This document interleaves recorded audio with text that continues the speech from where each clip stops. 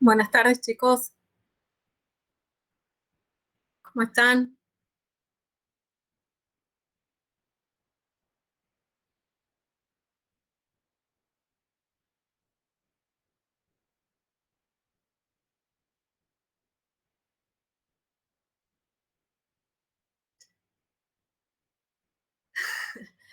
Pongan el micrófono si quieren. Este, qué lindo el que está en la pileta.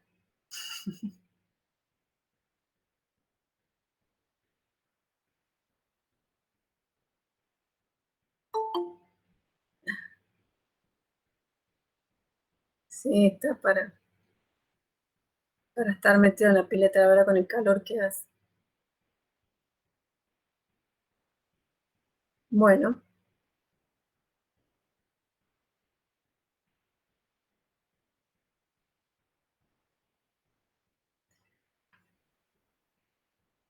están ansiosos por las notas. Las notas ya están. No sé cuándo va a disponer el profesor de, sí, de darlas a conocer. Y bueno, ya seguramente ya le vas a estar avisando él. Estaba con problemitas de salud ahora. Así que no sé si se va a unir a esta reunión o no, a esta clase, quiero decir. Así que bueno, vamos a esperar un momentito y ya vamos a empezar.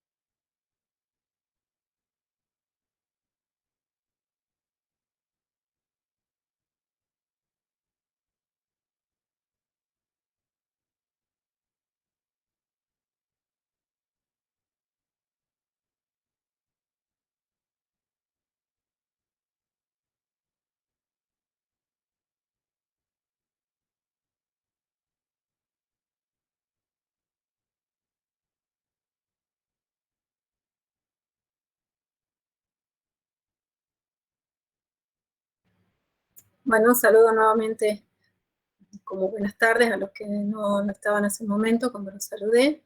Este, Hoy vamos a continuar con las clases. Vamos a ver el tema 10. El profesor García está con una situación de salud, hoy no va a participar de la clase, así que bueno, me preguntaban por las notas de los parciales. Las notas ya están, ya las tiene el profesor, ya va a disponer él cuando las va a dar a conocer. Ya seguramente en estos días ya les digo. Vamos a ver hoy espero no tener ningún inconveniente.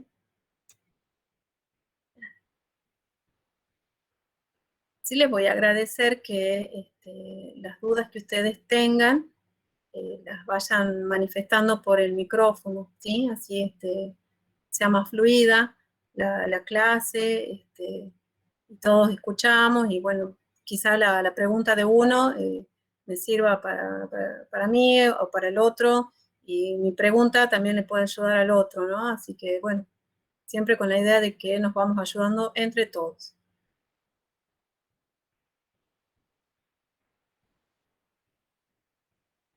Hoy vamos a ver el tema del derecho laboral o derecho del trabajo. ¿Están pudiendo ver la presentación? Sí. Bien. ¿Me escuchan bien o le aumento? No sé cómo está saliendo. Por mí se escucha bien, profe. Bien, gracias. Bien. Bueno, ¿se acuerdan? Bien, gracias. Le había puesto fuerte el volumen.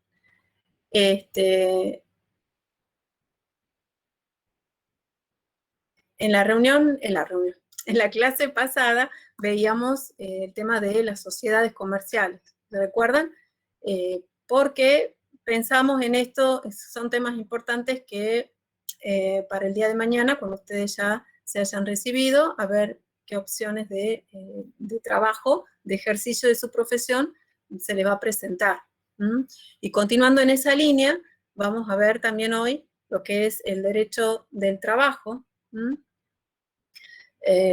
como una rama propia del derecho, y que también le va a servir estos elementos, no solo para que ustedes adquieran un lenguaje técnico, sino también para cuando ustedes tengan que estar en la situación de derecho, de un caso de derecho laboral, ¿sí? O en el caso de que ustedes sean no solo trabajadores, sino también podrían ser empleadores. Vamos a ver dentro del marco de la ley de contrato de trabajo. Seguramente la han escuchado nombrar a esta ley. El derecho del trabajo es tan importante que está regulado por el Estado, a pesar de que muchas veces, de que esta ley de contrato de trabajo se aplica a las actividades privadas, es decir, donde no interviene el Estado, sino como en las actividades privadas de las personas.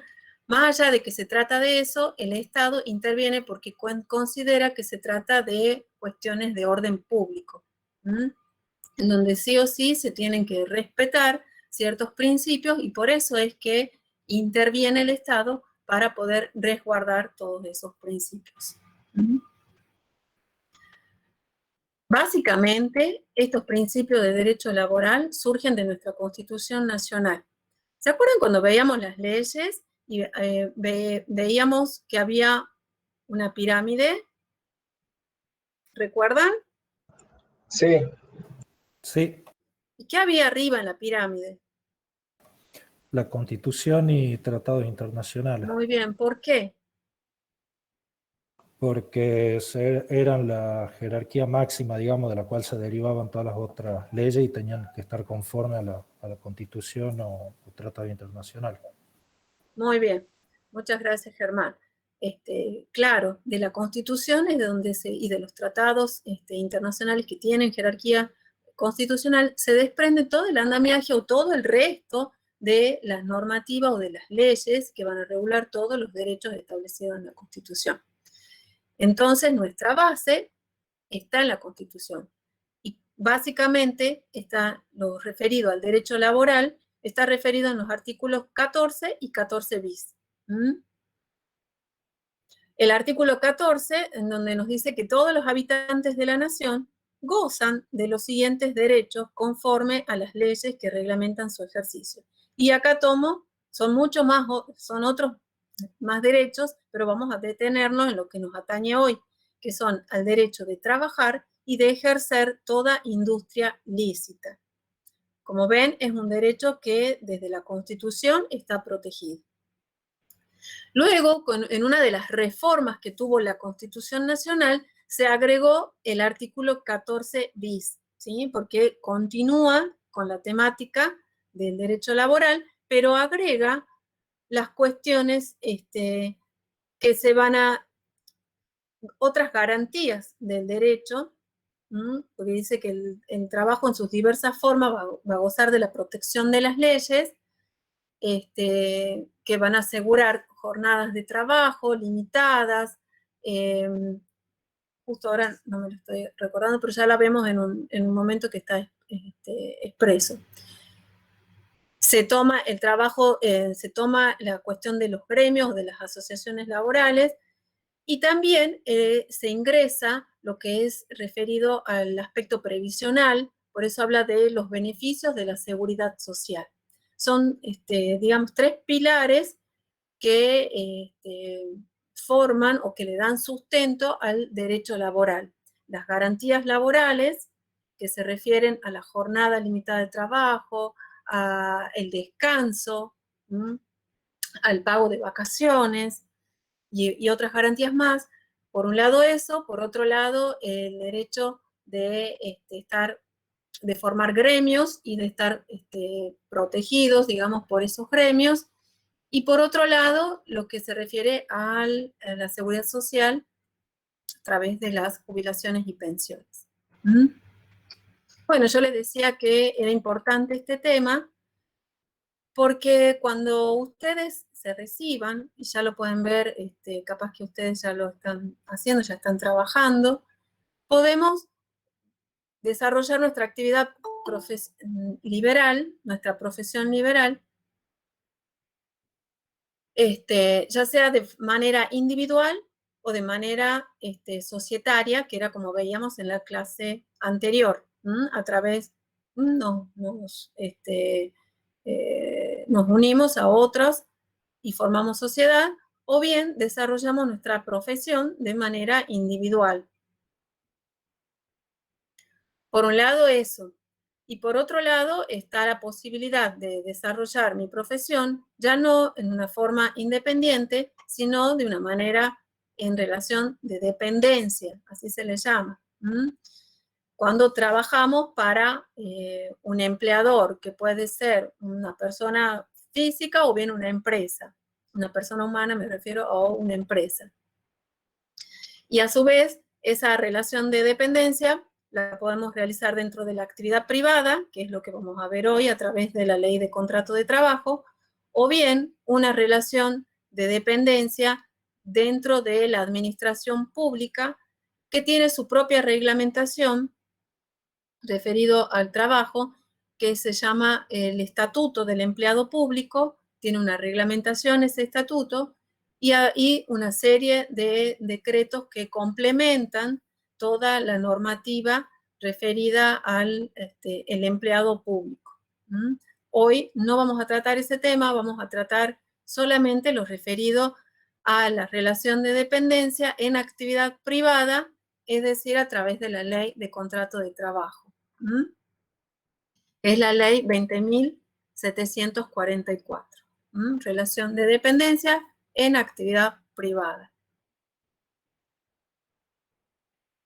La ley nos plantea lo que es el trabajo. A ver, ¿alguno de ustedes nos puede leer lo que define la ley que está con letras amarillas, por favor? Que es la definición de trabajo.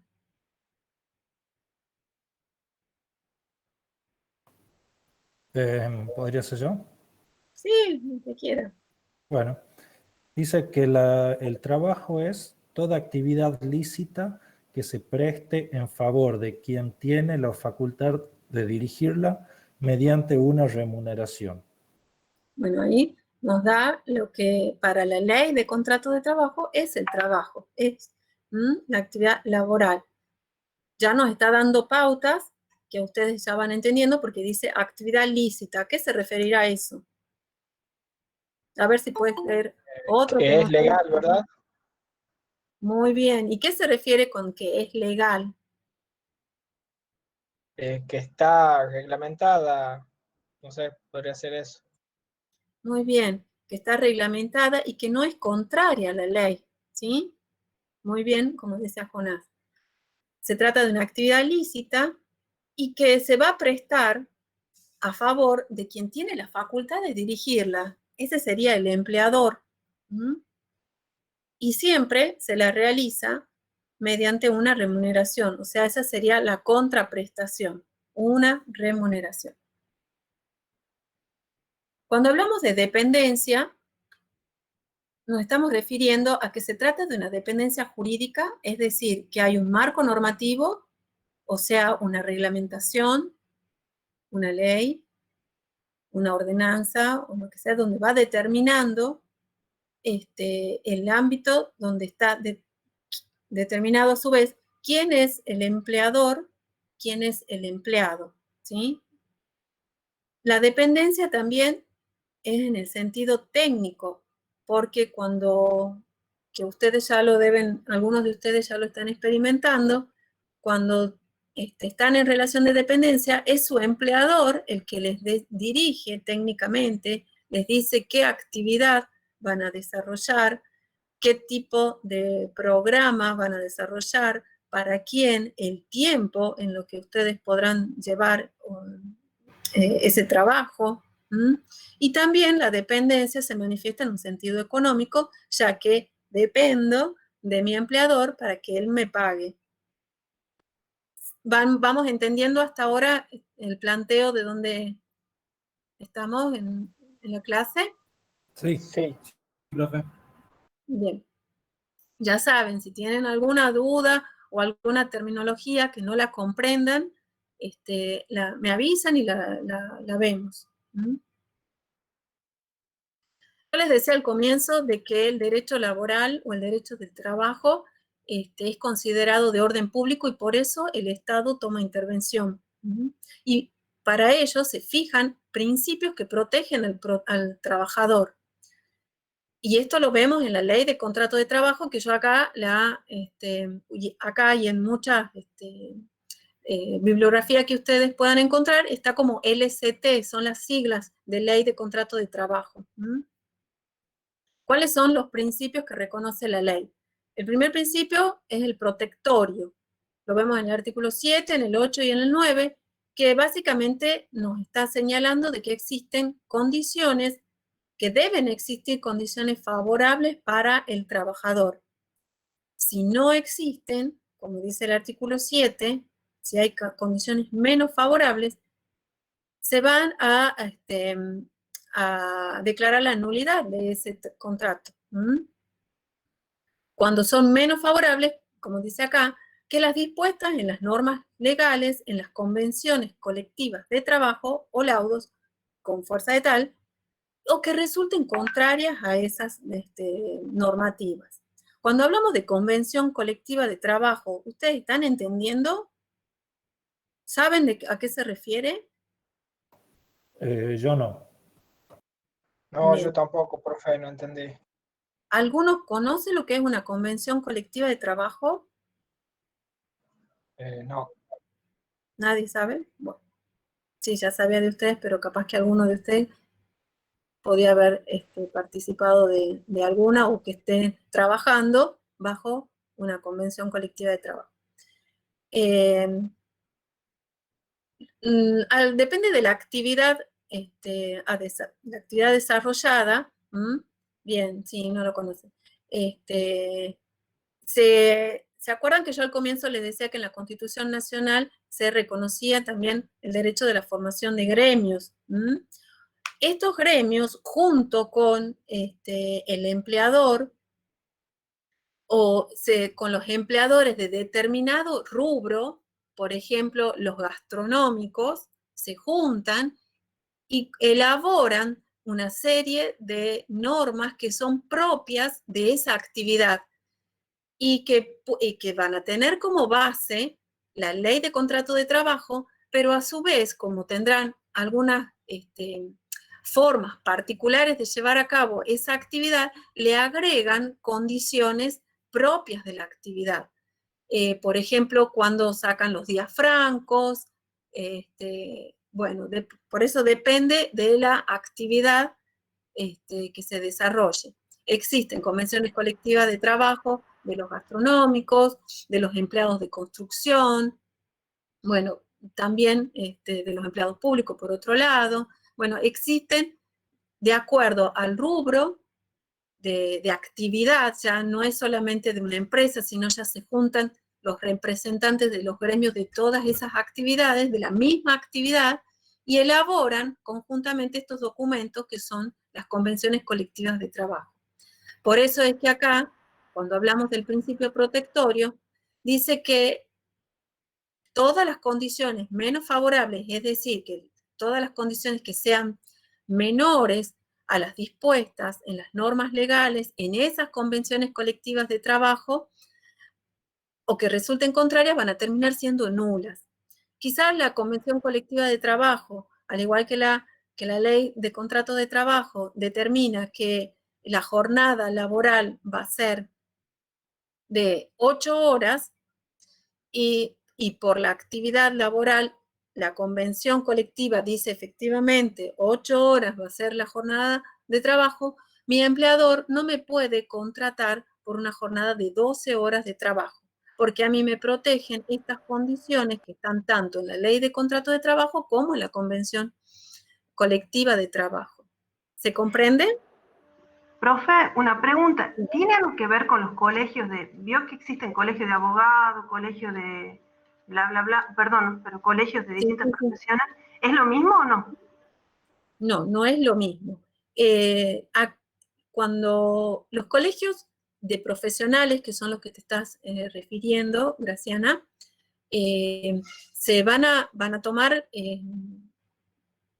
ya se mató alguno de los míos, van a tomar protagonismo cuando yo desarrolle mi actividad en forma independiente. ¿Mm? Eso ya lo vamos a ver, son uno de los temas finales que sí lo vemos. Ustedes también tienen un colegio propio de la actividad tecnológica, pero eso funciona en el marco de una actividad independiente. Acá estamos viendo una actividad en relación de dependencia, y las convenciones colectivas de trabajo son convenciones en donde confluyen tanto los representantes gremiales como los empleadores y llegan como a un acuerdo, ¿sí? Por eso se dice convención colectiva, porque no solamente va a estar presente una empresa, sino están presentes distintas empresas del mismo rubro y elaboran ese documento, la Convención Colectiva de Trabajo, del rubro gastronómico en la provincia de Tucumán, por ejemplo, o nacional, puede ser la Convención Nacional, que va a regular esa actividad, por ejemplo, que le estoy tomando el caso de lo gastronómico, en toda la nación. Entonces, vaya a la provincia que vaya, me va a ser aplicable, tanto si soy empleador como trabajador, me va a aplicar esa convención colectiva de trabajo que va a regular las condiciones de trabajo que voy a desarrollar esa actividad.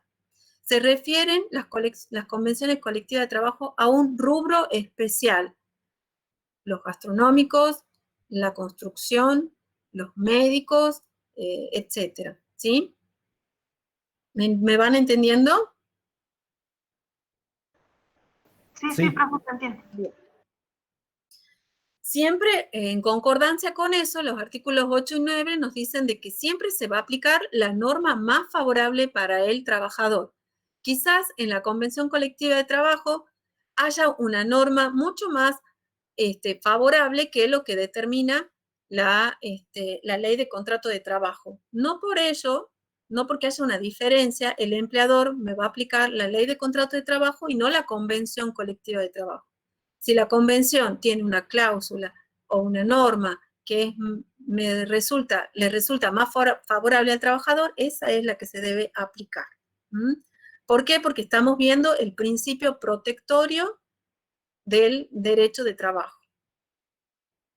Otro principio que protege al trabajador es el principio de continuidad, que está en el artículo 10 de la ley. Este se refiere a la conservación del trabajo. ¿Por qué? Porque en caso de duda de que no se pueda saber si se concluye o no el contrato, se va a, si hay duda, por supuesto, se va a estar a que ese contrato siga vigente. Ahora, si hay un término dentro de ese contrato de trabajo, se va a determinar por ese término. Lo que la ley nos dice que en caso de duda, se va a estar por la validez de ese contrato o la conservación del contrato.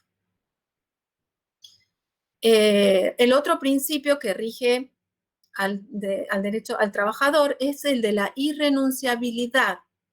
Y esto se refiere a que va a ser nula, o sea, sin valor, toda convención de partes, por más que yo trabajador me ponga de acuerdo, en que se renuncie, se supriman o se dejen sin efecto los derechos previstos por la ley de contrato de trabajo.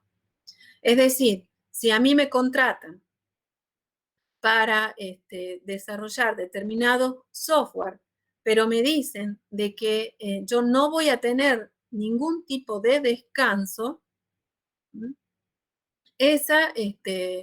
o sea, que me hagan renunciar a las garantías tanto constitucionales como de la ley de contrato de trabajo, esas cláusulas van a ser nulas.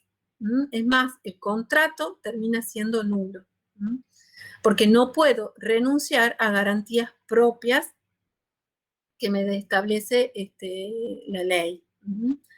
Acá también va este tema de renunciar a un porcentaje de la remuneración, a renunciar a vacaciones, a renunciar a todas las garantías que me pueda prever la ley, ¿no? Después, otro de los principios que protegen al trabajador es el de la no discriminación. En el artículo 17 establece la prohibición de hacer cualquier tipo de discriminación, ya sea por cuestión de sexo, si es hombre, si es mujer. No pueden haber discriminaciones en cuanto a razas, no puede haber discriminaciones en cuanto a creencias, a fe me refiero, ni ningún tipo de discriminación dentro del ámbito del derecho del trabajo. Si es que hubiere algún tipo de discriminación, eso habilita a que se pueda hacer el reclamo judicial correspondiente. Otro de los principios que es fundamental... Sí. Un solo comentario.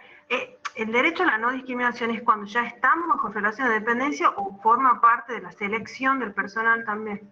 Muy bien, muy buena tu pregunta. Me pasó a mí que una vez pasé la entrevista todo y me dijeron que no quedaba porque era mujer y las mujeres se embarazaban muy jóvenes y siempre los hijos se enfermaban y yo tenía hecho todas las capacitaciones en ABAP, que era la programación de SAP y demás, y yo como era en ese momento, empezaba mis primeras pasantías, como que me pareció que estaba, digamos, bueno, está bien, digamos. Y bueno, y ya después surgieron otras posibilidades, y bueno, ya está, no importa, pero es solo, ahí se puede o es cuando ya estamos bajo relación de dependencia. La ley nos habla de que no se tiene que hacer ningún tipo de discriminación, ni digamos, en los procesos de selección, ni dentro de la actividad laboral, dentro de la relación laboral. Bueno, se tendría que hacer todo un proceso judicial para reclamar y por lo menos tomar, en el caso tuyo, de tomar, ¿vos qué pedirías? Que realmente, no que te den el cargo porque vos estás en un proceso de selección, pero sí que te permitan avanzar y que te den un resultado objetivo, sin discriminación, en que si es mujer o varón, acerca de tu aptitud para el trabajo.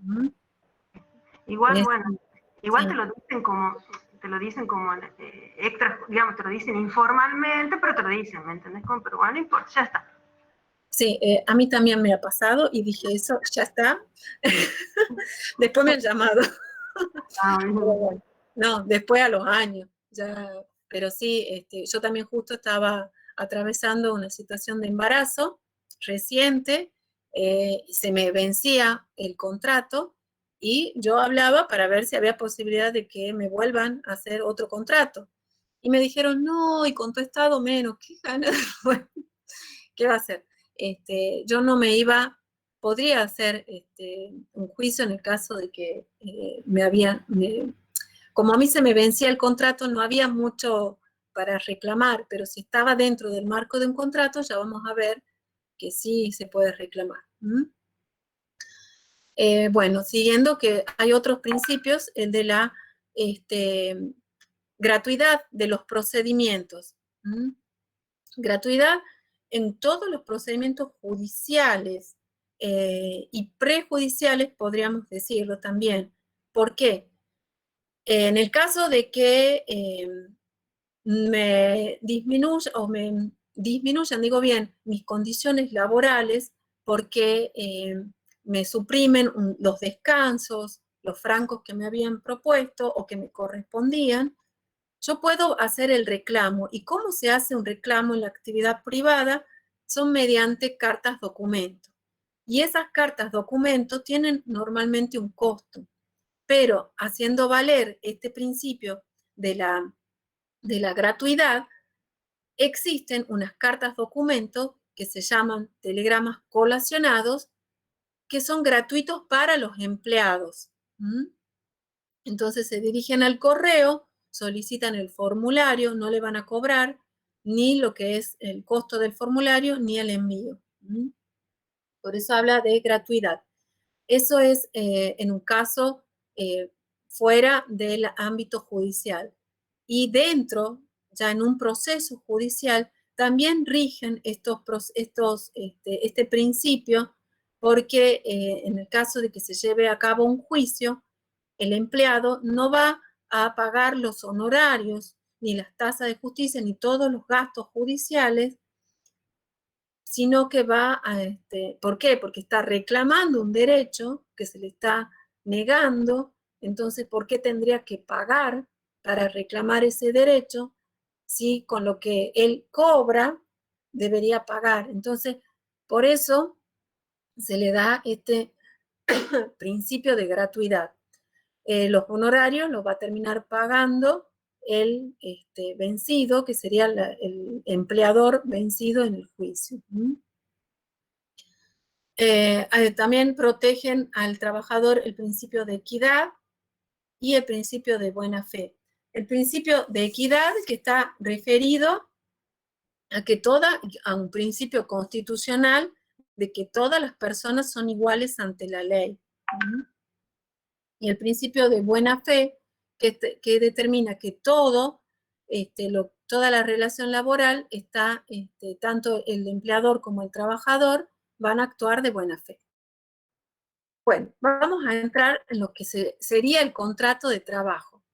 Sería ese acuerdo de voluntades por el cual una persona física, una persona humana, se obliga a realizar actos, ejecutar obras o prestar servicios a favor de otra persona, que puede ser humana o jurídica, bajo la dependencia de esta, durante un periodo determinado o indeterminado de tiempo, ya lo vamos a ver, mediante el pago de una remuneración. Estos son los elementos del contrato de trabajo. ¿Qué elementos conocen ustedes de esta definición? El acuerdo de voluntades, las personas,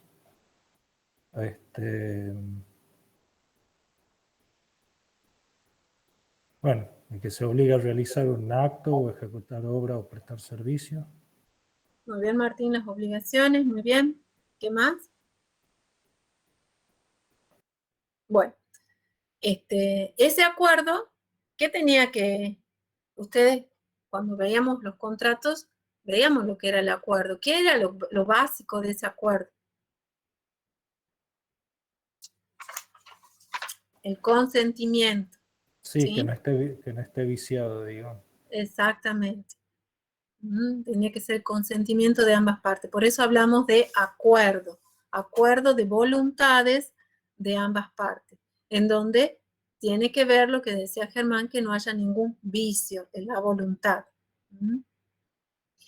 Y cuando hablamos de una persona física o de a favor de otra persona, acá estamos hablando de personas, de sujetos de derecho, acá entrarían en juego todas las normas que ustedes ya han visto sobre la capacidad, ¿sí?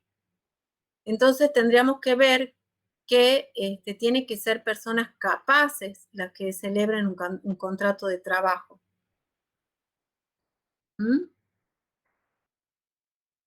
En cuanto a la capacidad, la ley determina que, si bien, si nos regimos por la ley, por el Código Civil, nos dice que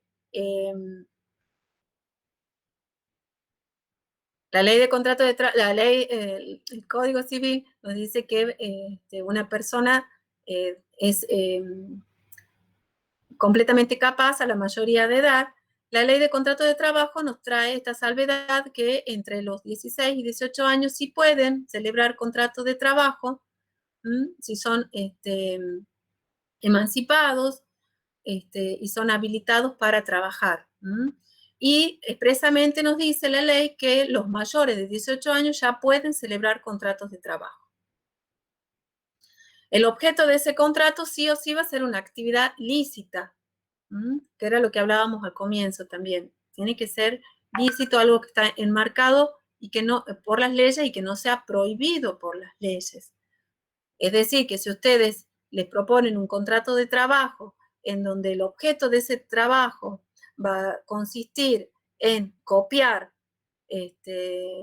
los sistemas de otras empresas y luego reproducirlas sin el consentimiento, sin ese derecho de autor, entonces sí sería una actividad ilícita y por lo tanto ese contrato no tendría validez. El objeto de un contrato de trabajo debe ser una actividad lícita, personal, que significa que la tiene que realizar la persona que contrata. Infungible porque no la puede realizar otra persona más que la que contrata. Hay una libertad de forma en cuanto a la celebración del contrato, es decir, no tiene que ser ni por escritura pública, ni siquiera por un documento privado, pero para el mejor desempeño o para tener mejor las pruebas, sí conviene de que sea escrito con la firma de ambas partes. Pero algunas empresas o algunos empleadores se manejan con un contrato verbal. Hablamos de la ley de contrato de trabajo, habla del trabajo registrado. Todo lo que vamos a ver hoy nos referimos a eso, al trabajo registrado, que se opone al trabajo no registrado, o ¿cómo lo llamamos normalmente ese trabajo no registrado? ¿Trabajo en negro? El trabajo negro. Muy bien, Martín, también. No vamos a hablar de eso porque eso está fuera de la ley. Acá lo que vamos a hablar son de todo lo que es el trabajo registrado. ¿Por qué se dice registrado? Porque está en un libro especial, precisamente, en donde está individualizado todos los datos de cada empleado, del empleador y de cada empleado. El estado civil, la fecha de ingreso, la fecha de egreso, las remuneraciones, las personas que generan, dice, derecho cuando percepciones de asignaciones familiares, salario familiar, y todos los demás datos, el CUIL, todo está en ese libro especial que lleva cada empleador. A su vez, esos libros son rubricados por la Secretaría de Trabajo de la provincia y por eso tienen toda una serie de cumplimientos normativos, ¿no? Para que sea un trabajo registrado y que esté dentro de la ley. ¿Qué beneficios otorga ese trabajo registrado? Obra social, el pago de las asignaciones familiares, el pago de los aportes jubilatorios, porque me va garantizando eso, que mes a mes me van depositando ese porcentaje para que, cumplida la edad que determina la ley, pueda acceder al beneficio de la jubilación. También un trabajo registrado me asegura que se me cubra en caso de accidente por trabajo, ¿no? El accidente en cuando estoy realizando mi actividad laboral, me va a cubrir lo que se llama si mi empleador ha contratado una aseguradora de riesgo de trabajo, o si no, él mismo se tendrá que hacer cargo. Si no hay aseguradora, si no hay ART, el empleador se tiene que hacer cargo de el accidente laboral. Y también el seguro por desempleo. En cambio, un trabajo no registrado, que es el trabajo en negro, ese trabajador no está inscrito, no hay registro de que ese trabajador tenga un alta o de que estén haciéndole los aportes, no se le hace, no se le paga obra social, no se paga ningún beneficio de la seguridad social a un empleado que no esté registrado. Por eso no tiene obra Profe, social. Sí.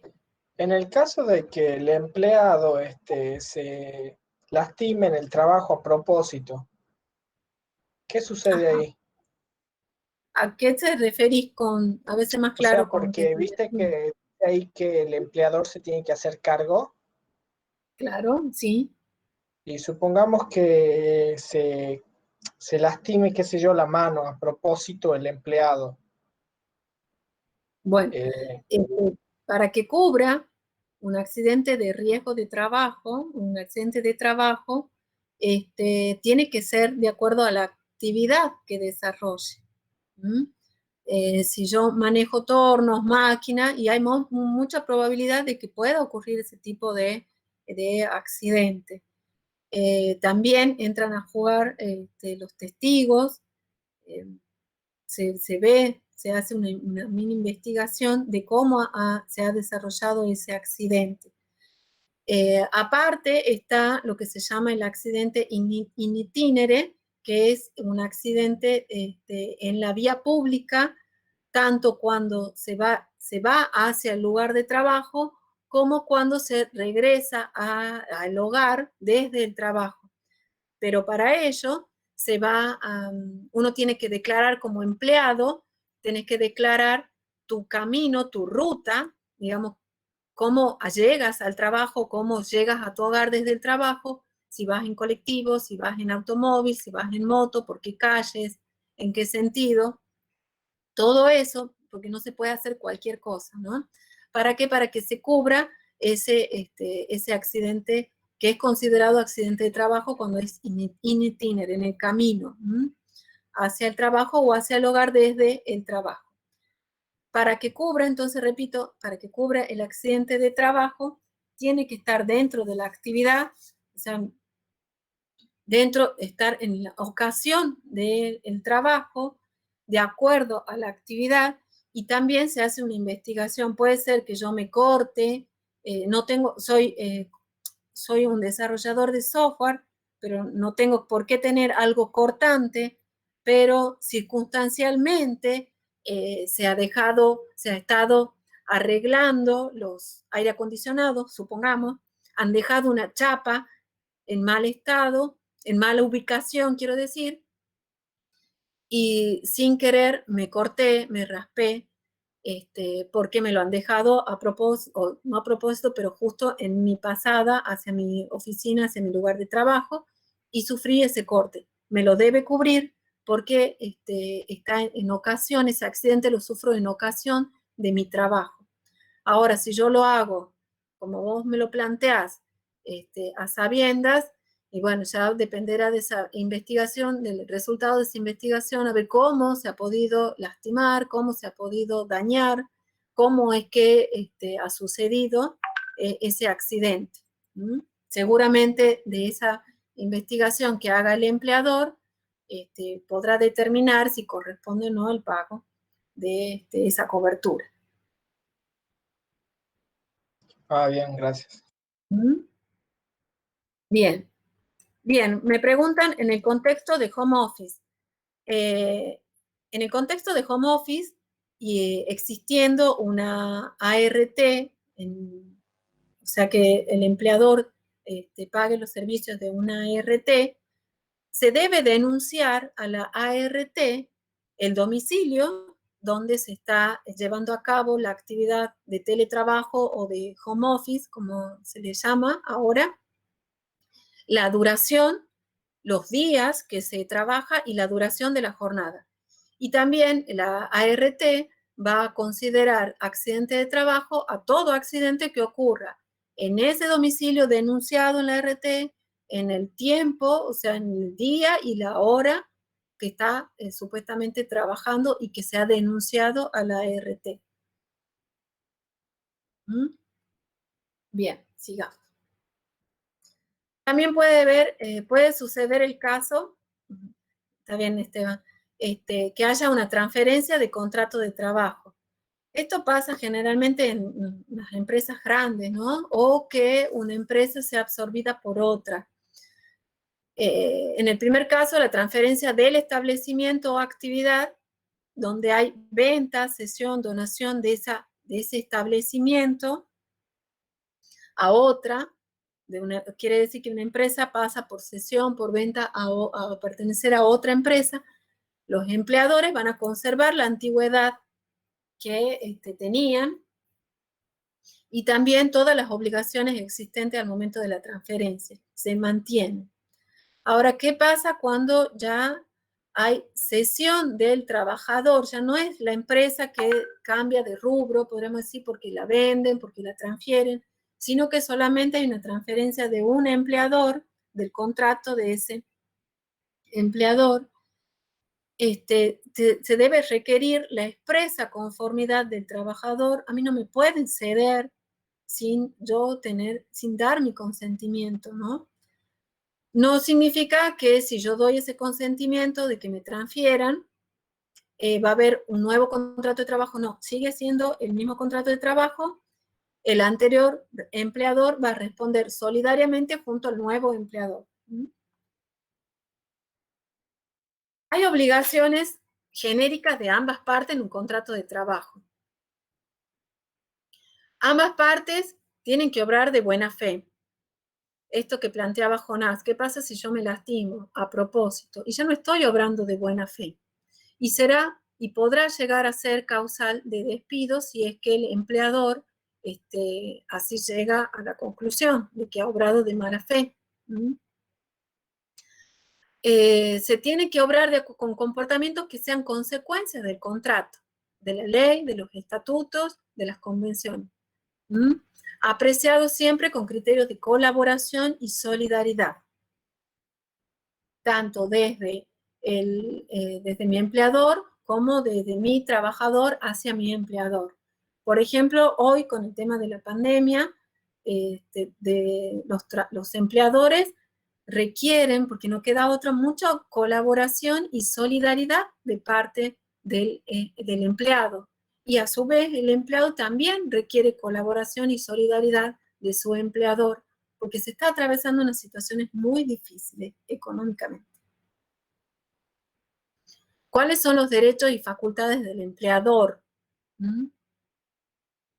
Él tiene como derecho organizar la actividad económica, tanto económica como técnicamente va a organizar la empresa. Entonces él es el que va a determinar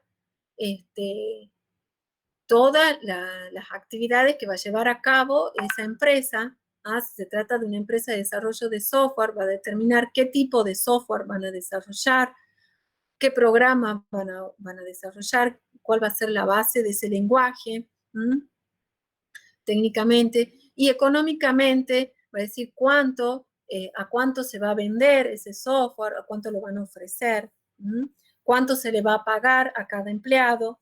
Todo eso determina el empleador con esta facultad de organización y de dirección, que también estaba ahí más o menos unidas.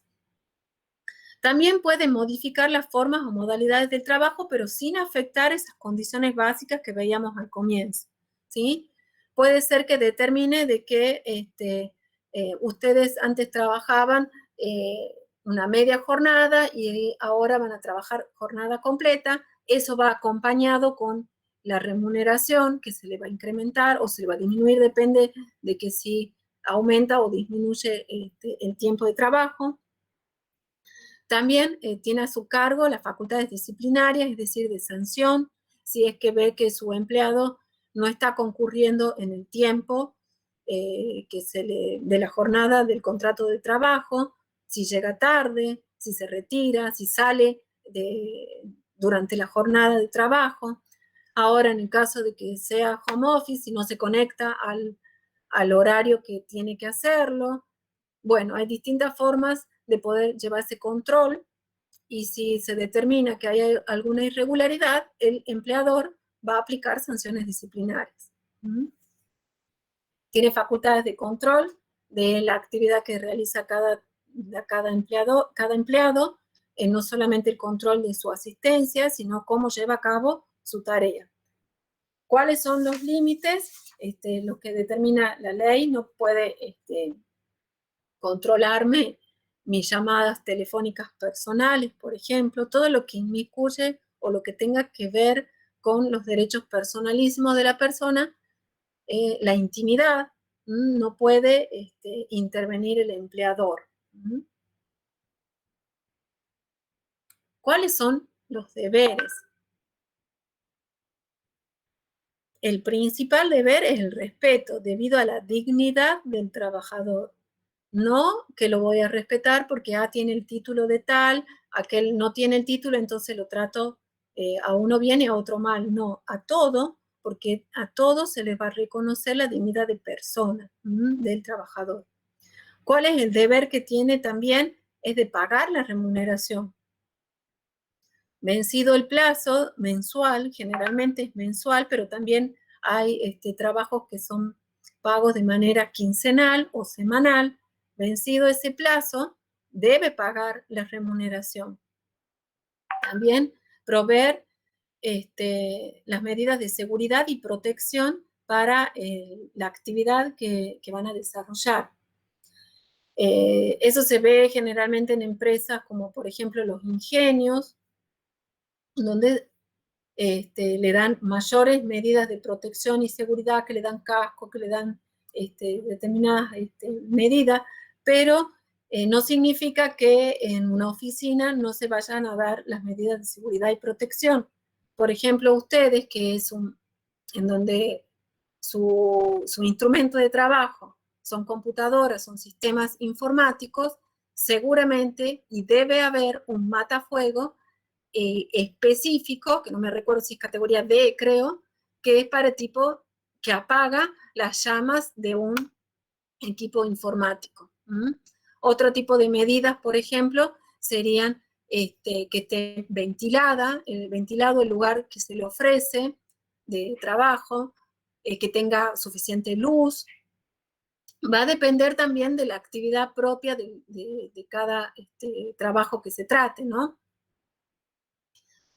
Ahora que estamos en situación de pandemia, también si es que tienen que hacer trabajo presencial, se le va a brindar el alcohol en gel, la sanitización oportunamente, barbijo o quizás una pantalla protectora si es que tienen atención o relación con otras personas. Bueno, todas esas medidas de protección las tiene que brindar el empleador.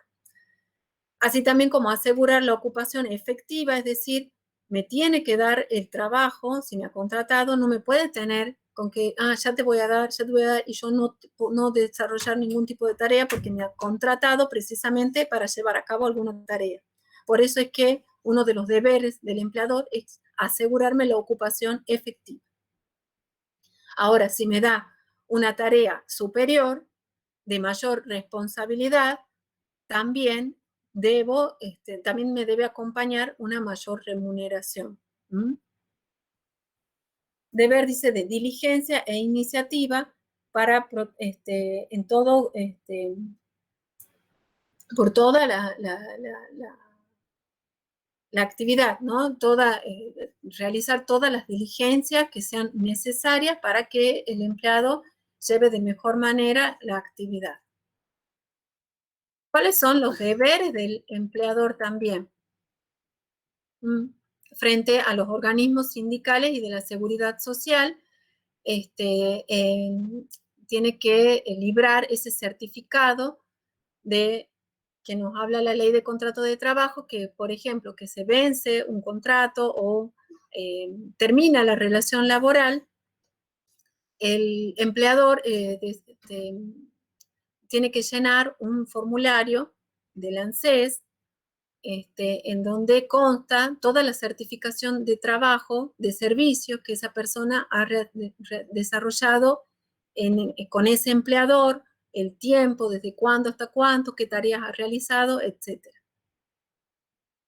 No debe discriminar, debe tratar con igual respeto a todos sus empleados, debe llevar ese libro que les hablaba registrado y rubricado por la autoridad competente, en este caso en San Miguel de Tucumán, en la provincia de Tucumán, es la Secretaría de Trabajo. Brindar toda la formación profesional que requieran, si ustedes necesitan algún curso de formación que les vaya profundizando el conocimiento sobre algún lenguaje que sea requerido en la empresa, deben brindarle la posibilidad de esas capacitaciones. Si no está dentro de la posibilidad económica del empleador, al menos brindarles el tiempo, pero tiene que darle la formación profesional.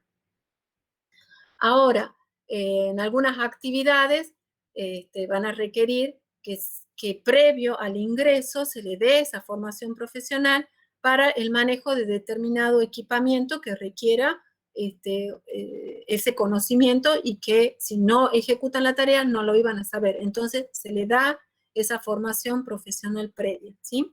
Y el deber de dar toda la información que el empleado necesite para llevar mejor a cabo su tarea.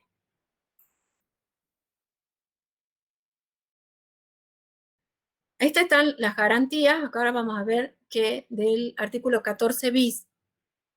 Pasa muy rápido, a ver si lo puedo ir parando, pero se me atonta el mouse.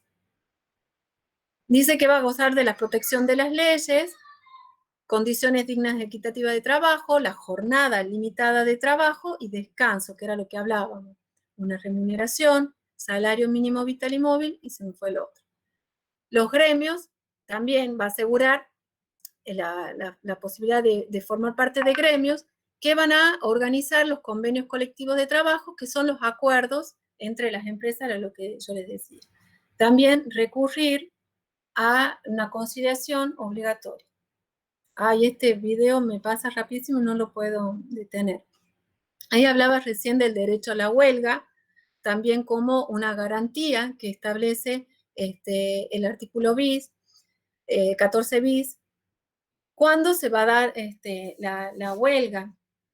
O cuándo está reconocida, tiene que tener 3 características o 3 condiciones, mejor dicho.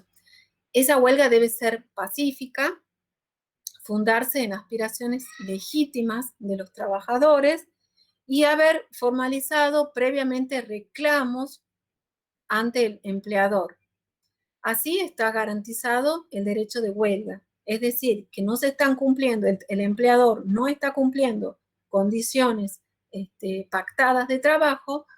Si los empleadores ya han hecho ese reclamo formal ante el trabajador y no hubo respuestas, pueden acceder a este derecho o esta facultad que concede la Constitución del derecho de huelga, pero tiene que ser, como les digo, pacífica y que consista en una aspiración legítima del trabajador.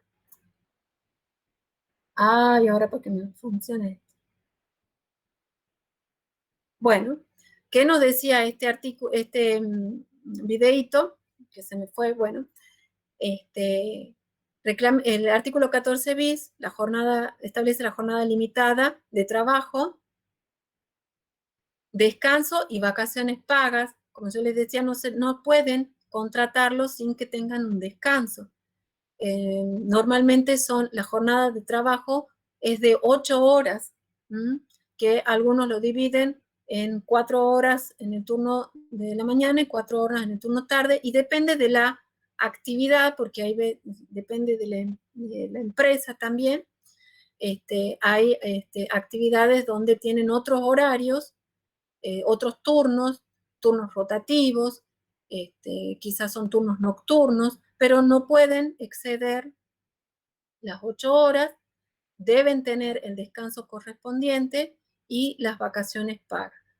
En el caso de que, por ejemplo, en el caso de los médicos que hacen guardias de 12 horas, ellos tienen su descanso respectivo, no le dan unas horas para que se descansen, sino le dan días de descanso. ¿Por qué? Porque han hecho una jornada mucho más larga de lo normal.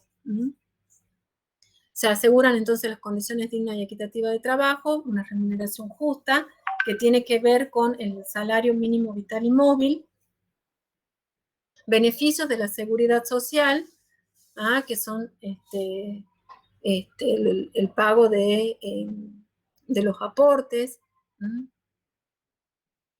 En el caso, dice, en el caso las horas, a ver, se me fue, ¿cómo es la pregunta? En ese caso, las horas se declaran mensualmente en el contrato y no por día. ¿A qué te refieres, Martín?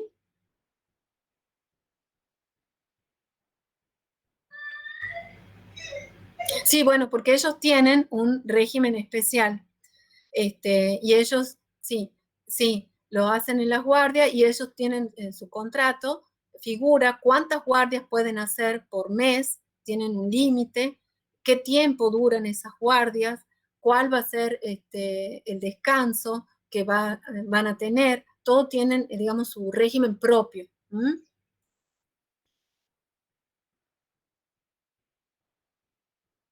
Bien, continuemos.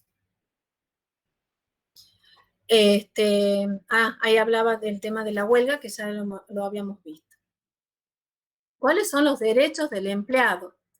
Tiene derecho a licencias especiales, que ya, bueno, que son las licencias a los varones, por ejemplo, los hombres que están casados o no que están casados, que son papás, tienen derecho a 2 días, por ejemplo, por nacimiento de hijo, son licencias especiales. También en el caso de que se casen, hay licencia por matrimonio, licencia por exámenes, que ya las vemos más adelante que están puestitas en la plaquita.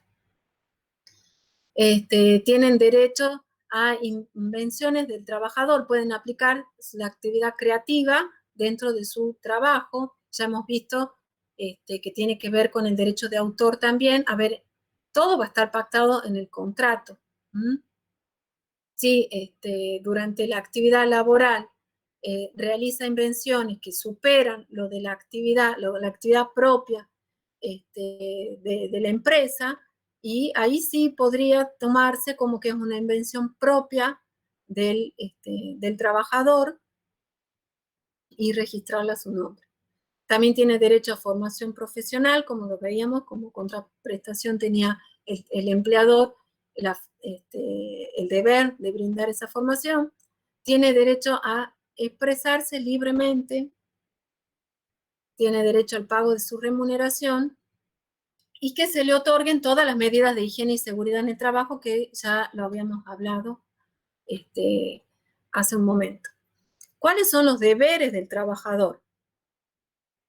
Diligencia y colaboración con su empleador, o sea, toda la actividad la va a llevar a cabo poniendo su mayor diligencia, es decir, no siendo negligente en su actividad, poniendo toda la atención y toda la colaboración necesaria para que se lleve a cabo la actividad. Quizá la colaboración pasa por algún día que haya, por ejemplo, auditoría, quedarme unos minutos más de trabajo sin estar reclamando, o bueno, ofreciendo algún tipo de otra actividad distinta de mi función, todo en vez de que se desarrolle de mejor manera la actividad de la empresa, ¿no? Colaboraciones mínimas que puedo tener.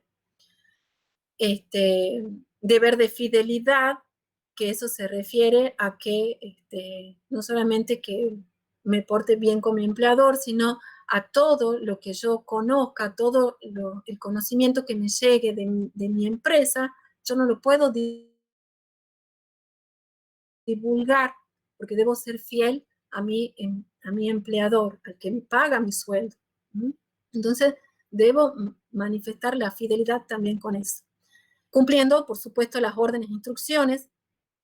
Hay un deber de no concurrencia o no competencia desleal. Se refiere que si yo estoy trabajando en una empresa de desarrollo de software, sobre desarrollo de software para atención al público, no puedo yo en otra actividad privada que tenga también dedicarme al desarrollo de software para atención al público, porque ahí habría competencia desleal.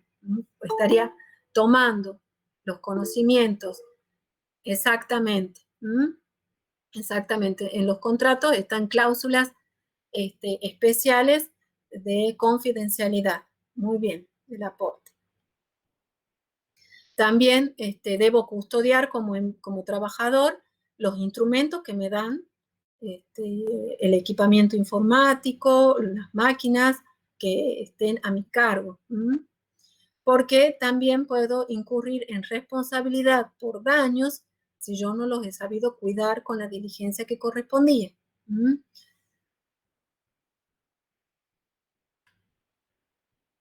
Bueno, hemos dicho que uno de los derechos que tiene el empleador y una de las obligaciones de su empleador, derecho del trabajador y obligación del empleador es el pago de la remuneración, porque el trabajo no se presume gratuito.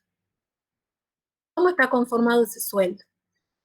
Hay conceptos remunerativos, conceptos no remunerativos, esos forman el sueldo bruto, y luego están las deducciones o retenciones que conforman todo eso, el sueldo neto. Es decir, el sueldo bruto menos las deducciones de ley configuran el sueldo neto. ¿Qué serían los conceptos remunerativos? Serían todo lo que se refiere al trabajo, al pago por el trabajo efectivamente cumplido, mi sueldo por el que pacté. Puede ser que haya conceptos no remunerativos como bonos extras que disponga la empresa por determinada situación. ¿Y cuáles son las deducciones que me van a efectuar? O sea, que me van a restar de ese monto total del concepto remunerativo y no remunerativo, me van a descontar los aportes jubilatorios, me van a descontar el pago de una obra social, por ejemplo, bueno, y distintos ítems que también van a depender de la actividad que me vayan descontando, y así se va a configurar mi sueldo neto, lo que efectivamente me queda en mano. De la remuneración, hemos dicho que la contraprestación, por poner su fuerza de trabajo o su disposición al empleador. Bueno, acá están qué son los conceptos no remunerativos. Pueden ser un tipo de indemnización, vales alimentarios, que algunas empresas lo pagan así, viáticos.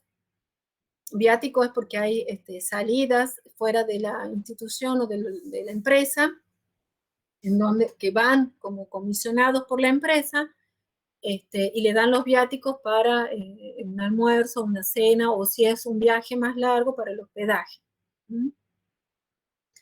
Las propinas y las asignaciones familiares también integran todos estos conceptos que son no remunerativos. Y las deducciones, que son los aportes en concepto de jubilación, que es un 11%, a la obra social un 3%, el pago del sindicato, que va entre un 2 y un 4%, también se aplica ahora el impuesto a las ganancias para aquellas remuneraciones alcanzadas y otros descuentos legales que corresponden. La remuneración también está integrada por el sueldo anual complementario. Dice que es la 12ª parte del total de las remuneraciones percibidas por el trabajador en el respectivo año calendario. Es como un sueldo más en el año y se lo paga en 2 partes una parte o la mitad, digamos, de ese sueldo, generalmente en junio, y la otra parte en diciembre. Hay un principio que rige en las remuneraciones y es el de la inembargabilidad, que está establecido en la Ley de Contrato de Trabajo. Los embargos son dispuestos por un juez en el marco de una causa. Puede ser para afrontar, puede ser que el empleador haya tenido un accidente de tránsito en que él ha ocasionado ese accidente, entonces está en deuda con la persona que la accidentada, o bien el trabajador tiene cargas familiares, que son los que llamamos alimentos. Entonces, se han iniciado juicios por esas causas, por esas deudas que tiene el empleado, y se puede solicitar embargo por las cuentas que tenga ese trabajador. ¿Qué es esto del principio de inembargabilidad? Se tiene en cuenta, no todo el sueldo se lo puede embargar, sino teniendo en cuenta lo que es el monto del salario mínimo vital y móvil, dice, ese monto es inembargable en la proporción que establezca la reglamentación, salvo, dice, por deudas alimentarias. Sí o sí, cuando se trata de deudas alimentarias, porque está en juego el alimento, la subsistencia de otra persona, sí entran dentro de la embargabilidad de ese sueldo, ¿sí? Pero hasta un porcentaje también. Lo que exceda de ese monto, es decir, si percibe muchísimo más que un salario mínimo vital y móvil, se va a poder afectar al embargo en la proporción que fije la reglamentación. Bueno, acá estaban las licencias que puede tener derecho el empleado. La licencia ordinaria son las vacaciones que van a corresponder de acuerdo a la antigüedad. ¿Alguno de ustedes está trabajando en relación de dependencia y ya le han otorgado vacaciones en algún momento?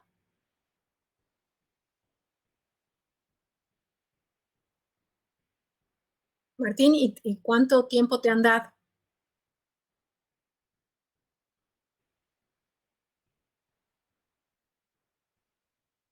Un mes. ¿Hace cuánto que trabajas en esa empresa?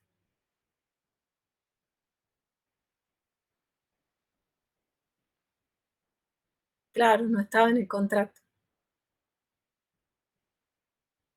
Bueno, depende de la actividad. Sí, no les correspondía tanto. Si es que si se rigen por la ley de contrato de trabajo, ¿ah? Depende del tiempo y de la antigüedad que lleven en la empresa. Ahora, claro, ¿ve? Dependía de la actividad, como no se movía, le dan directamente a ustedes, le han dado todo el tiempo ese de vacaciones. Pero si se trata de una empresa que continúa trabajando todo el tiempo, todo el año, entonces, y se aplica la ley de contrato de trabajo, si tienen una antigüedad menor de 5 años, le va a corresponder 14 días de vacaciones. Si tienen antigüedad entre 5 y 10 años, le corresponden 21 días. Si tienen una antigüedad entre 10 y 20 años, ya le corresponden 30 días, 28 días quiero decir, y si tienen una antigüedad mayor de 20 años, les corresponden 35 días. La ley de contrato de trabajo, en el caso de los docentes, ¿cómo dice? Pues se me va, a ver. A los docentes no se le aplica la ley de contrato de trabajo, ellos tienen su estatuto propio. Dice, en el caso de los docentes de la facultad, tienen el estatuto propio de los docentes universitarios, también dependen de la antigüedad, pero hay un régimen de vacaciones que coincide generalmente con las vacaciones de los alumnos, pero generalmente se aplican también, tienen su propio régimen, ¿sí? Yo ahora no lo tengo bien claro en cuanto a los montos, a los montos de la cantidad de días, pero generalmente coinciden que en enero no se presta, no va el docente a la universidad a prestar su servicio, ¿sí? ¿Por qué? Porque se considera que están de vacación. ¿Qué más me decía Nicolás? Dice, si no tenemos exámenes durante una semana, ¿puedo pedir licencia por una semana? ¿O eso depende de la empresa? La licencia por exámenes te debería dar la empresa, y va a depender, según la ley de contrato de trabajo, te pueden dar 2 días por examen con un límite de 10 días en todo el año, que vos puedas sacar 10, o sea, en el año vos tenés 10 días para sacar por la licencia de examen. Eso es lo que te determina la ley. Pero no puede ser más de 2 días por examen que vos justifiques. Por supuesto que después de rendir el examen, tienes que llevar el certificado que te otorgue el docente de que has rendido el examen en tal día, tal hora. Las licencias por matrimonio son 12 días, 10 días, disculpen, 10 días, son días corridos, las licencias. Por fallecimiento de familiar son 2 días. Y por enfermedades depende del certificado médico de la afección que esté teniendo la persona. Las licencias por examen valen para parciales también. Bueno, eso va a depender de ustedes. Generalmente las empresas, la ley no discrimina, solamente dice que sean exámenes en organismos, en educación, en establecimientos educativos oficiales, pero no determina si son parciales o finales, pero se supone que ustedes van a administrar, o sea, dentro de sus 10 días, cuáles son los días que le va a convenir sacar. Yo pienso que le va a convenir sacar para un final y no para un parcial, pero bueno, va a depender de ustedes. Sí, el máximo de días que se puede sacar de licencias por examen son 10 días en el año, y 2 por examen. Bien. ¿Cómo se extingue ese contrato de trabajo? Puede ser por una causal, es por la voluntad del empleador, ¿sí? Es en el caso de despido, y ese despido puede ser por justa causa, con justa causa, o bien sin justa causa. ¿A qué nos referimos con justa causa? Son las causas que están determinadas en la ley de contrato de trabajo, por ejemplo, ¿sí? Que están acá, el abandono de trabajo, si hay injuria, o sea, hablé mal, muy mal, sobre ya sea sobre mi compañero de trabajo o sobre mi empleador, lo acusé de algún delito que no haya cometido, eso es una causal injuria, por ejemplo, y en ese caso no va a corresponderle indemnización de ningún tipo, solamente el pago del sueldo que corresponda de ese mes, de ese periodo que esté trabajando. Ahora, cuando se trate de un despido sin justa causa, es decir, donde no hubo ninguna de las otras causales, se tiene que dar ese despido con un preaviso, es decir, con un tiempo previo, que también va a depender de la antigüedad, en donde generalmente es de un mes, donde me van a dar ese mes para que me avisan ya que me van a despedir, me dan ese mes que me van a pagar, pero me dan permiso también para que pueda salir a buscar un nuevo trabajo. Ese mes que te dan es para que uno se pueda acomodar y conseguir un nuevo trabajo. Y acá sí corresponden todas las indemnizaciones que nos habla el artículo 245 de la Ley de Contrato de Trabajo. También se puede extinguir el contrato de trabajo por voluntad del trabajador, o sea que ya decide no trabajar por renuncia o bien por despido indirecto por algún incumplimiento del empleador. En ambos casos tiene que enviar el despacho telegráfico colacionado, ese telegrama colacionado que yo les hablaba, que se lo envía desde el correo argentino, y que no tiene costo para el empleado.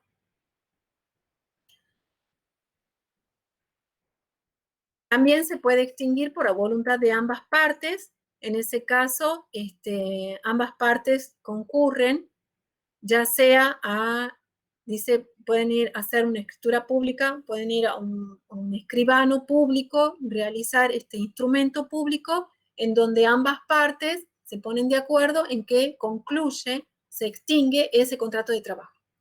O bien ante la autoridad judicial, es decir, dentro del marco de un juicio, puede ser que se haya demandado a alguno de los dos, estén en el marco de un juicio y ambos deciden no continuar más porque se extingue el trabajo, lo hacen. O bien, ante la autoridad administrativa del trabajo, ambos recurren, tanto el empleador como el trabajador, recurren a la Secretaría de Trabajo y denuncian ambos de que se extingue el contrato. Y por voluntad de las partes, si es que hubo un contrato con plazo y se vence ese plazo. ¿Cuáles son las causas ajenas a la voluntad de las partes? Cuando hay un caso de fuerza mayor por falta o disminución del trabajo y ya no puede la empresa continuar trabajando por fallecimiento de alguna de las partes, ya sea el empleado o el empleador, por incapacidad o inhabilidad del trabajador, ya sea por un accidente laboral o cualquier otro accidente o enfermedad profesional o no. Cuando hablo de enfermedad profesional me refiero a una enfermedad que la adquirí por el ejercicio de mi actividad laboral, o bien por cualquier otra enfermedad sobreviviente, se lo declara incapaz o inhábil, entonces también se extingue el contrato de trabajo. O bien porque se jubile el trabajador o porque el empleador caiga en concurso o quiebra. Estas son las indemnizaciones en caso de despido sin causa. Es la indemnización por antigüedad que determina el artículo 245, que es un mes de sueldo por cada año de antigüedad. La indemnización sustitutiva de preaviso en el caso de que me han despedido, pero no me han dado ese tiempo previo para que yo busque trabajo, entonces también me la tienen que pagar. Integración de mes de despido, si es que me han despedido un día 14 y terminaba mi mes, mi remuneración tendría que haber terminado el 30 de ese mes, entonces se integra el mes para poder pagarlo. Vacaciones no gozadas, el sueldo anual complementario proporcional, el sueldo anual complementario sobre el preaviso, el sueldo anual complementario sobre las vacaciones no gozadas. Bueno, hay modalidades, esto lo vamos a avanzar medio rapidito, igual está en el material de lectura. Bueno, el trabajo puede ser por tiempo, el principio general es por tiempo indeterminado, o sea, entro y supuestamente hasta que me jubile trabajo ahí, o bien, excepcionalmente, son por tiempos determinados, por contratos de a plazo, de a 2 años, de 4 años, de 6 meses, bueno, dependerá del plazo de ese contrato. Cuando es a tiempo determinado, es un plazo fijo que tiene que estar en el contrato. Se trata de trabajos de temporada, por ejemplo, el trabajo de los cosecheros de limón, de la frutilla, de la manzana, que van a otros lugares, en donde sí o sí es un trabajo determinado, porque depende de la temporada. Es más, acá también en Tucumán tenemos la zafra, en donde hay en los ingenios hay empleados que están contratados por tiempo indeterminado, que son los que continúan trabajando todo el año, y hay empleados contratados por tiempo determinado que solamente trabajan en el tiempo de la zafra, o en el tiempo de la cosecha, o en el tiempo de ese especial. ¿Cuál es el trabajo eventual? Es que se puede dar eventualmente, y otro tipo de trabajo con tiempo determinado es el de grupo o por equipo que se puede armar para un objetivo particular.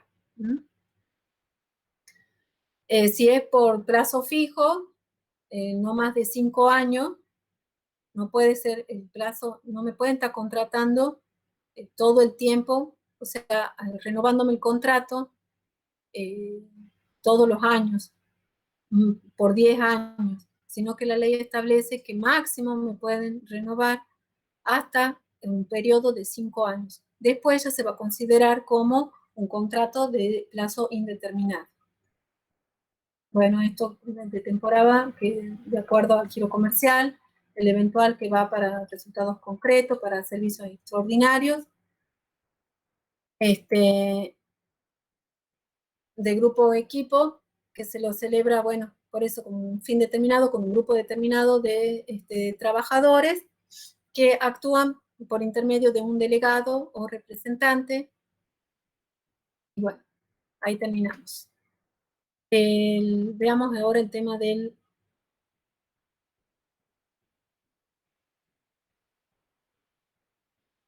contrato,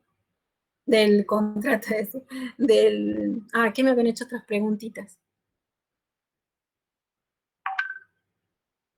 Si no hay preaviso, corresponde un sueldo más en la indemnización. Efectivamente, así es, Esteban, porque a mí me deberían haber dado ese plazo, ese preaviso, para que yo pueda buscar trabajo. Ahora, si me despiden y nunca me dieron ese plazo, ahí sí corresponde que me den ese mes, también integren mi indemnización ese mes por falta de preaviso.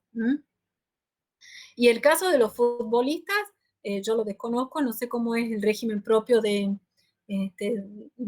su actividad laboral, deben tener sus estatutos propios, sus reglamentos propios, y yo los desconozco, lamento no poderles informar sobre eso. Yo le hablo sobre la ley de contrato de trabajo. Ahora, si los futbolistas están regidos por la ley de contrato de trabajo, se le aplicará esto, y si no, quizás tengan su propia reglamentación. Vamos a ver si les puedo compartir el trabajo práctico. Por favor, si tienen alguna duda, algo que no hayan entendido, yo hablo como Lora y no es cuestión eso.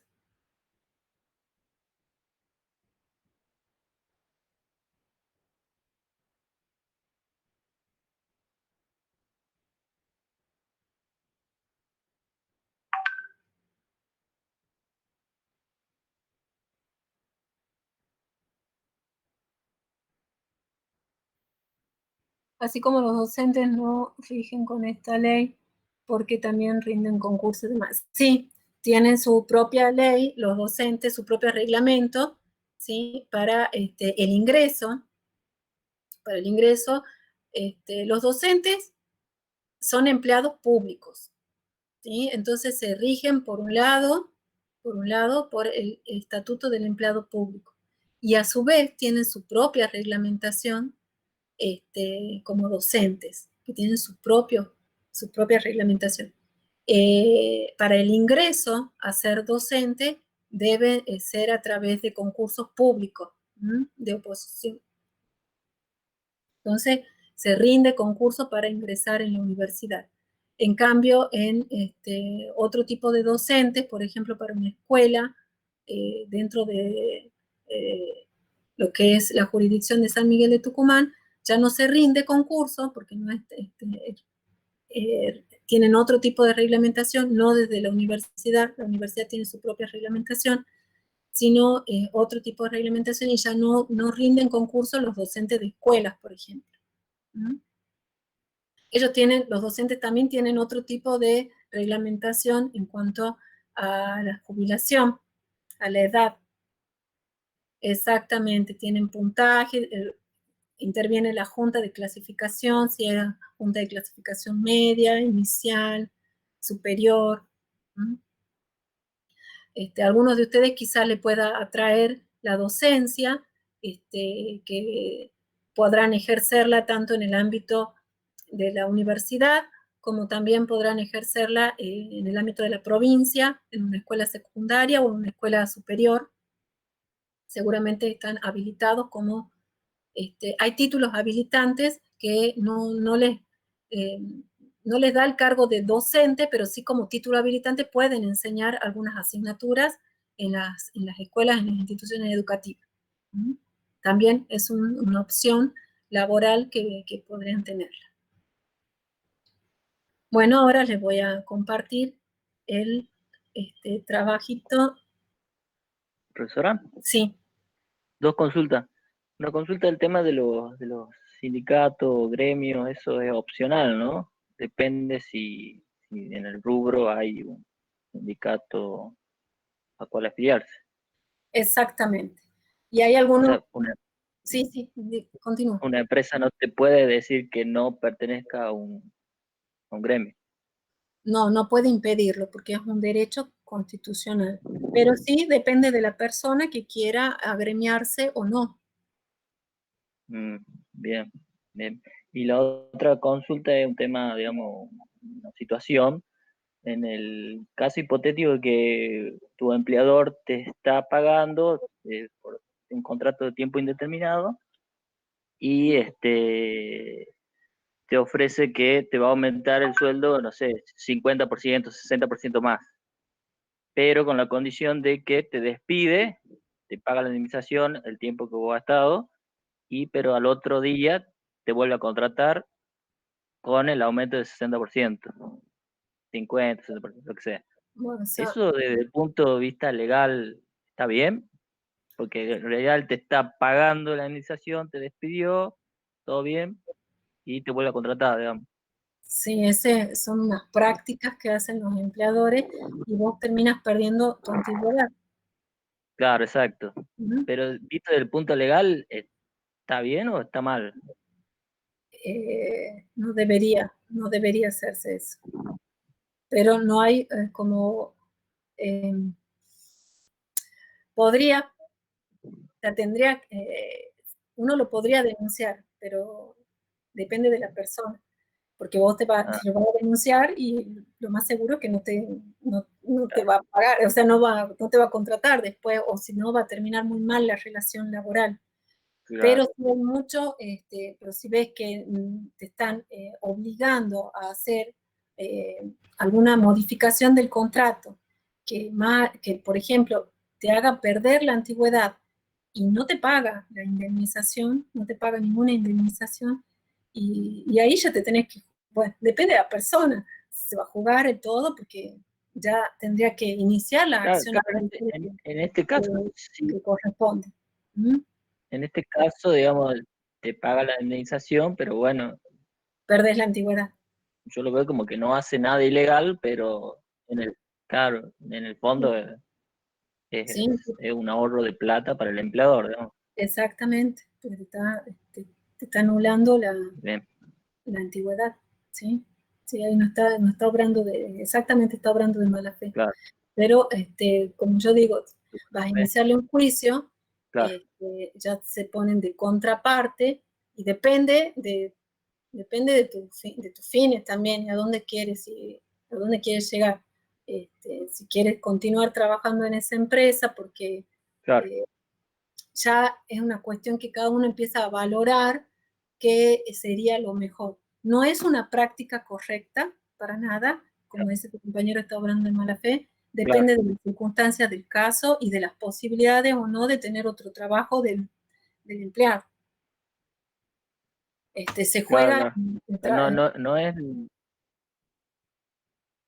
No es lo correcto sería que te aumentes sin despedirte, obviamente. Exactamente. Eso es lo correcto. Claro. Que no te tenga que hacer que renuncies, sino directamente un ascenso y que continúe el contrato como está. Eso es lo que corresponde. Claro. Sí. Bien, gracias. A ver, vamos a abrirlo.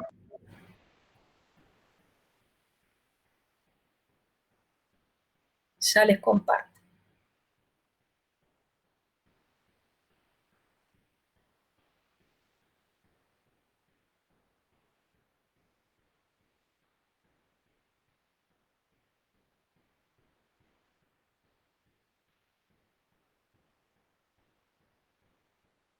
¿Están viéndolo completo al trabajo, chicos? Sí. ¿Sí? Bueno, ya lo voy a habilitar también en la plataforma. El caso 1 nos dice, Juan Carlos Soria trabajó 7 años y 3 meses en una empresa que decidió reducir su personal por cambiar de rubro comercial, despidiéndolo. Calcule la indemnización que le correspondería, use la guía que se subió a la página. Hay una guía que ya también ya la voy a activar, donde van a calcular los ítems 1 a 6 que está en esa guía. Tiene más ítems, pero ustedes van a calcular solamente los ítems 1 al 6. Son esos rubros que yo los nombré, pero tienen fórmulas, la indemnización por antigüedad, la indemnización de preaviso, todos esos rubros están en esa guía para que ustedes puedan calcular la indemnización de esta persona. ¿Mm?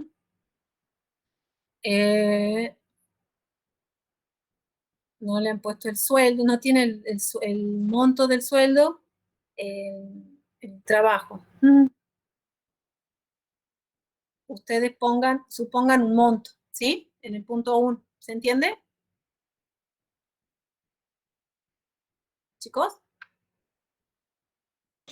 Sí, en el 1 elegimos el salario. Ustedes van a ponerle un sueldo y eso, con ese sueldo le va a permitir calcular las indemnizaciones. ¿Mm?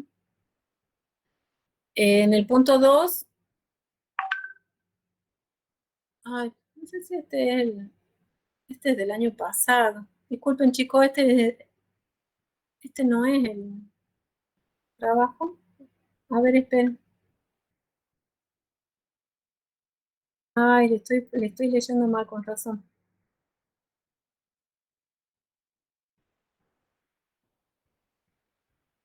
Me había dicho que ya estaba. Ah, no, yo no he actualizado la página. Quizás por eso.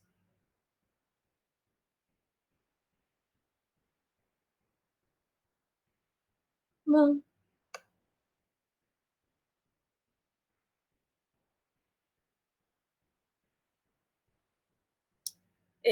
Tenía otro trabajo práctico y le había pasado al profesor para que lo actualice y no me dijo que ya estaba.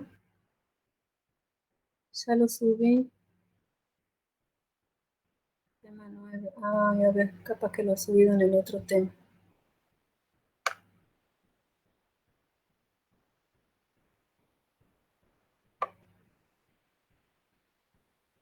Tema 8. Tema 9. No.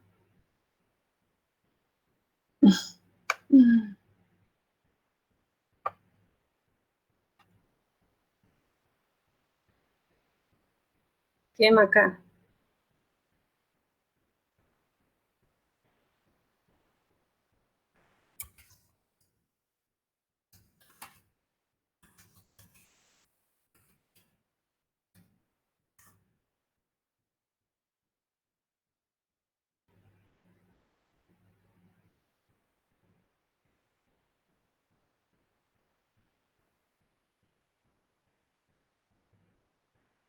Ya lo voy a... Ya les comparto. Mil disculpas, chicos. Por favor.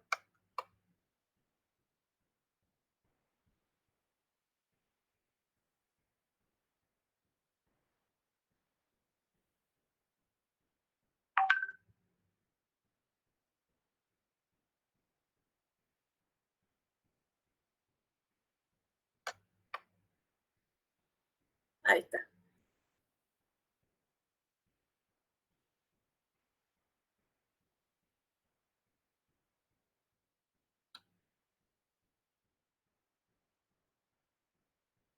Mil disculpas, pero ya lo tengo. Ahí está. ¿Lo ven? Chicos, ¿lo ven? Sí, profe, sí se ve. Ah, bien. Este es el que, Sí. el que habíamos hecho para este año y ya me estaba mareando con el otro. Mil disculpas. Este es el práctico que van a tener ahí en la plataforma. Le damos acá un artículo periodístico en donde ustedes tienen que analizarlo y van a indicar si ven qué vulneraciones a los principios, a los derechos y deberes de las partes en el contrato de trabajo pueden observar. Dice que detectan a un trabajador en presunta explotación laboral en un tambo de Santiago del Estero. En el marco de un operativo de fiscalización, la delegación de RENATRE, Santiago del Estero, y la Unión Argentina de Trabajadores Rurales y Estibadores anunciaron el rescate de un trabajador rural en presunta situación de trata de personas con fines de explotación laboral en un tambo en la localidad de Clodomira, al noreste de Santiago del Estero. El hombre de 27 años había ingresado a trabajar allí hace más de 8 años, no estaba registrado ante la Seguridad Social, no tenía acceso a agua potable, tampoco contaba con baño ni heladera y había además precariedad en las instalaciones de gas. Por otra parte, percibía un salario por debajo de lo que establece la Comisión Nacional de Trabajo Agrario de 1.500 pesos por semana. A partir de la fiscalización se constató la situación del trabajador y se hizo la denuncia, bueno, donde correspondía. Ustedes van a analizarlo y indicar cuáles de los principios, derechos y deberes se ha vulnerado en este caso. ¿Se entiende, chicos? Contesten, por favor. Sí, se entiende. Bien. Es que yo estoy presentando, leyendo, y por eso no veo el Meet ahora. En el punto 2, dice, lee el extracto de la noticia, ¿qué principios y derechos se ponen en juego en la situación de esta noticia? Dice, una joven rechazada como camarera por tener poco gusto. La conversación que se hizo viral en pocas horas fue publicada por la propia afectada en sus redes sociales. El top te queda muy bien, pero no lo llenas lo suficiente, ¿no? Le comenta el responsable de un local a través de WhatsApp. Ella, que se había postulado a un puesto de camarera, le había mandado previamente una foto suya. Eres muy linda, pero no das del todo del perfil, objeta el interlocutor en referencia a su talla de pecho. Entonces ustedes vean qué principios y derechos se han puesto en juego en esta situación.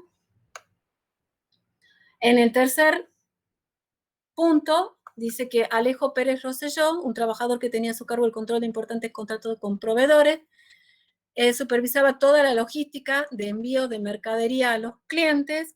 La empresa tenía su mayor volumen de venta a través de sitios web.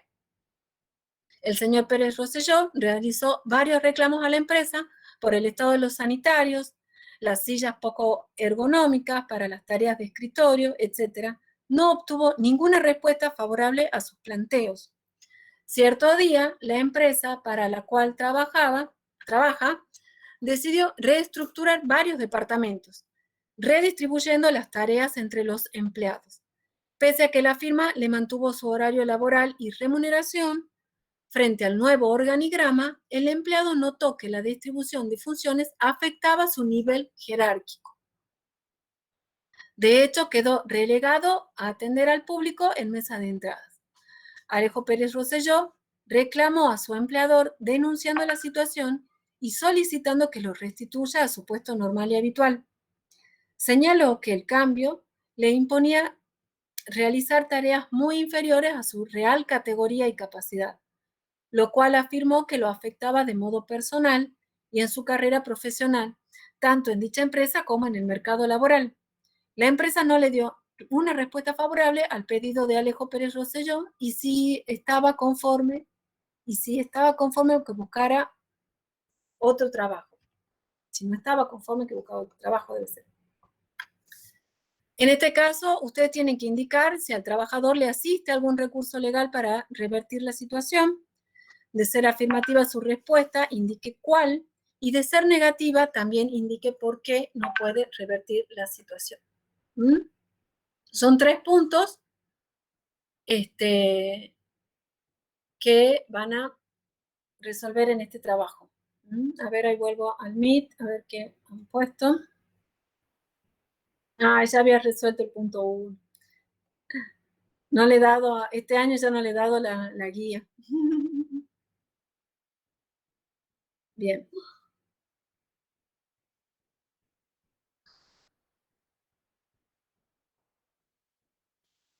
Bueno, sí, disculpen la hora, vayan al evaluativo. Disculpen la hora. Están liberados ya. Nos vemos el miércoles si Dios quiere. Y cualquier consulta del práctico, envíen mails o yo les contesto. Si tienen alguna duda. Chao chicos, vayan al evaluativo tranquilos.